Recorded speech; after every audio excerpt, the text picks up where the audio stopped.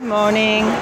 So I finally figured out why I'm so nervous at the train station, besides the fact that I'm a nervous person, is that they can't. Here's the coffee finally. I said, give me the coffee, nobody gets hurt. And she laughed. They have a sense of humor. The reason I get nervous, I'll show you, is the way they display the trains. I mean, this is a tiny country, nowhere near the European trains I used to take. And so what really makes me angry is that they keep changing so you're looking for your train and it disappears because it keeps changing. I don't know why. It's like tick, tick, tick. Anyway, one can look at the full half of the coffee or the half empty, right? The half empty cup. So let me see. I have to be. So now I'm going this way.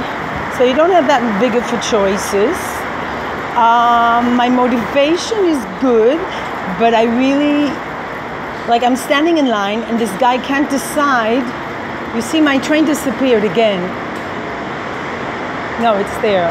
But it keeps you see, it keeps changing. Look, see, it keeps changing. So you think you have the train and then, oops, it disappears. And it appears as somewhere else because they give all the different destinations, which is very confusing if you're trying to be focused and you have a hard time focusing. So then this guy stands in line in front of me and I think he might be mentally challenged, but you never know. It could just be from the Middle East. So then he's just can't make up his mind what to do. And the woman, instead of telling him there are people in line, just lets him linger. And he's just lingering there, and I'm about to miss my train and I'm about to kill him. But because I didn't have my coffee. So now I understand why terrorism is so prevalent in the Middle East. People here are very nervous, it's very hot climate, and they irritate. It was a joke though. There's no excuse for violence. Okay, so here I am. Alright. So I'm doing the headlines from here today. And unfortunately, I have to read the right-wing paper today, but it's okay because I'm not left or right, as you know. Okay, so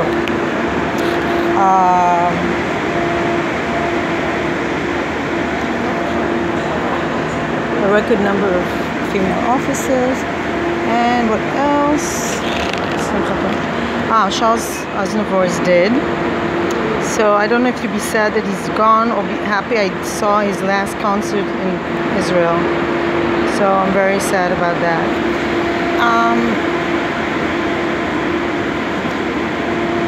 Now, what I don't like is when people make a headline, disaster in the nature party.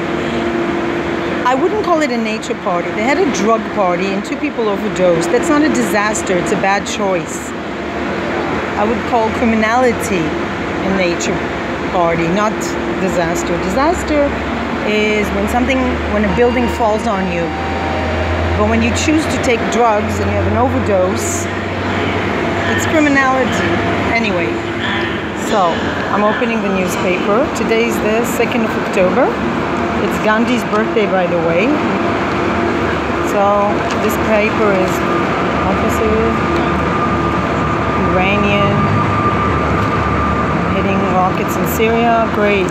I love this region. It's wonderful. And then we have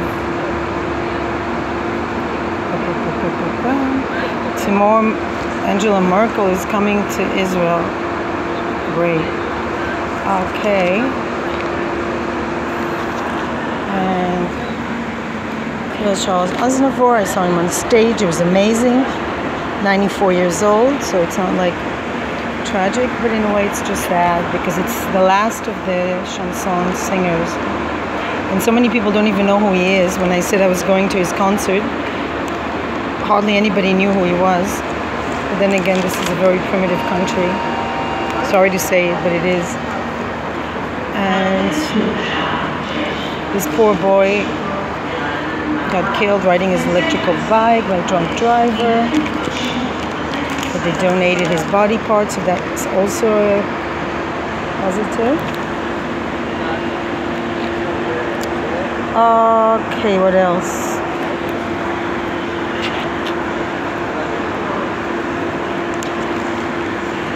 Is it just me or is everybody sick of this? I am. Why doesn't she just be a psychology professor and have a family and have a life? Why does she have to go against him? Well, the answer is politics. It's not like her life is ruined to have a prestigious... I would trade places with her. I don't know. I never went, but then again, I didn't go drinking when I was 14 with boys, so... But, of course, playing the victim again. And then we wonder why we don't have a strong position.